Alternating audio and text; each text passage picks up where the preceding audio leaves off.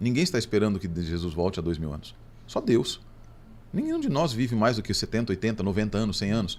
Então o nosso sofrimento é passageiro sendo contraposto por uma promessa de eternidade.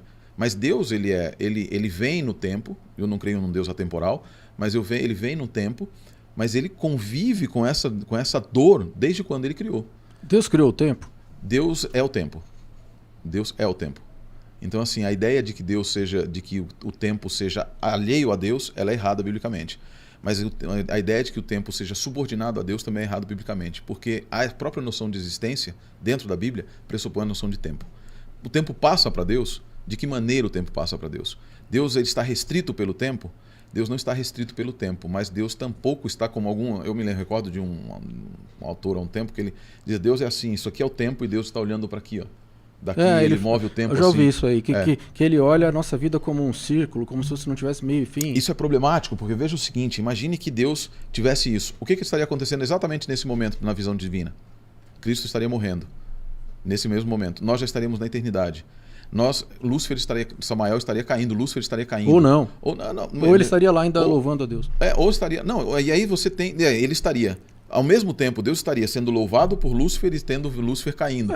Porque nessa noção de atemporalidade divina, em que o tempo está aqui, Deus está remoto do tempo do lado de cá, o tempo é um constante presente para ele. Então tudo o que está acontecendo, ele vê tudo como uma foto, parada, estática. Qual é a noção? É isso que a Bíblia nos apresenta? Na verdade, a Bíblia nos apresenta um Deus que é histórico.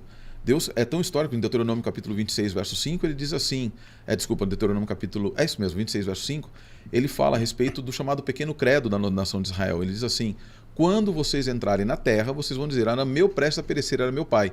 Deus me ouviu na aflição que eu tinha aqui no Egito. Então, nos mostra um Deus que acompanha o seu povo na história, sempre para frente. Ele fala, eu visito a maldade dos pais, dos filhos, até a terceira e quarta geração. Ou seja, ele vem acompanhando... Sempre se movendo e sempre para frente. Essa ideia de que Deus é o próprio tempo eu nunca tinha pensado, mas realmente, ele não pode nem ser subordinado ao tempo e nem...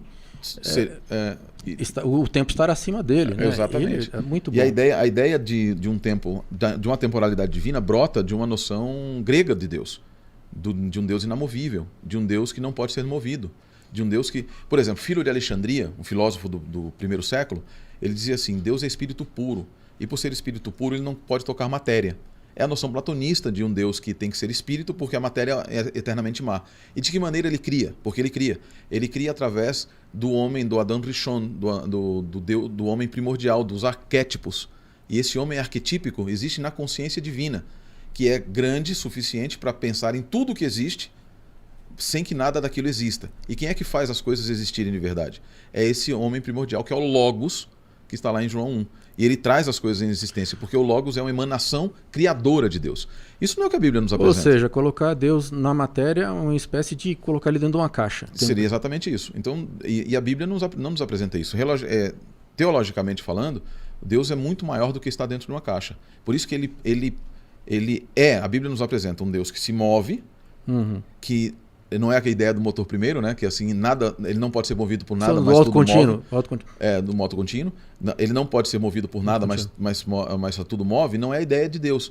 Deus ele pode ser movido, mas é movido pelo quê? Pela sua vontade. Pela sua vontade. Ele se move no tempo e ele se move no espaço. Agora, a palavra dele, quando ele fala aqui sobre o poder da palavra, as coisas vieram a existir. Exato, é porque existe um conceito, na verdade, chamado certeza divina, de Ibn Ezra, que é, por exemplo, as profecias geralmente são vazadas no texto hebraico utilizando formas do passado, falando bem grosseiramente, porque o hebraico não tem passado, presente e futuro. Isso é legal, porque o hebraico não existem formas do passado, presente e futuro nos verbos hebraicos. Eles têm qualidade de ação terminada no passado, ação já terminada, ação em curso. Em curso. E ação futura? É ação em curso. Ação em curso. Claro, inclusive o futuro não existe, né? É a direção, né? Exatamente. Direção. Essa é a ideia, na verdade. Então, como o futuro não existe, aqui tem todo um monte de questões filosóficas a esse respeito, mas veja, quando Deus fala, ele utiliza certeza.